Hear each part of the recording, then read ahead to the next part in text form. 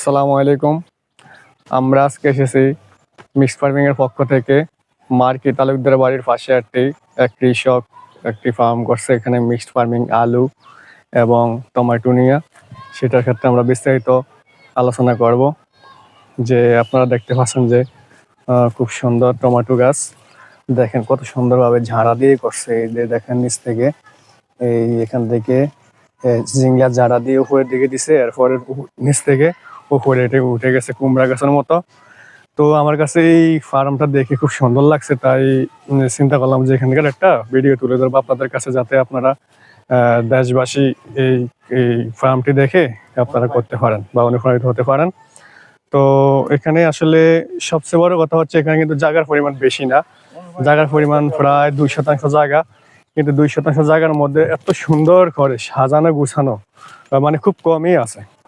তো বাংলাদেশের প্রেক্ষাপটে যেহেতু আমরা কৃষি প্রধান দেশ, এই প্রেক্ষাপটে আপনারা এরকম ভাবে এই কৃষকের মতো যদি আপনারা করে থাকেন, তাহলে হয়তো লাভবান হতে পারেন।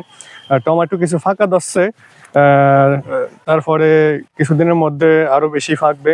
আর বাণিজ্যিকভাবে টমেটো এই কৃষক আশা করি বিক্রি করে অনেক লাভবান হতে পারবেন।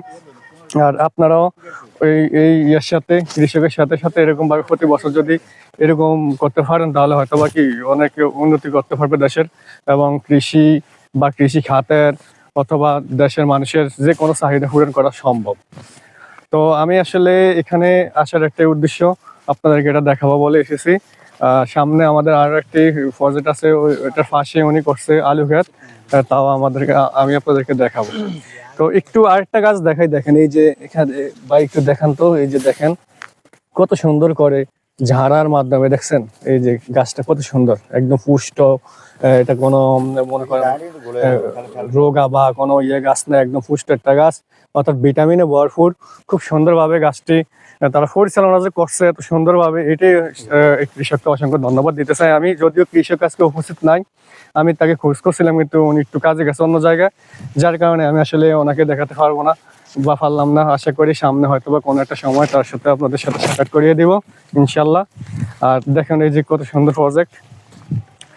এরপরে সামনে যে উনি একটা আলু ক্ষেত করছে, এই হচ্ছে টমেটো ক্ষেত, প্রায় 2 থেকে 3 শতাংশ জমি।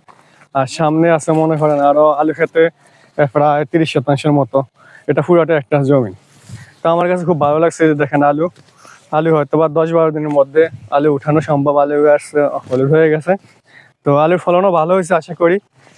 তো আমার একটাই মেসেজ আপনাদের কাছে, যে আপনারা ওইরকম মিশ্র চাষাবাদ পদ্ধতি করবেন, যাতে দেশের অর্থনৈতিক চালিকা শক্তি সমৃদ্ধ থাকে।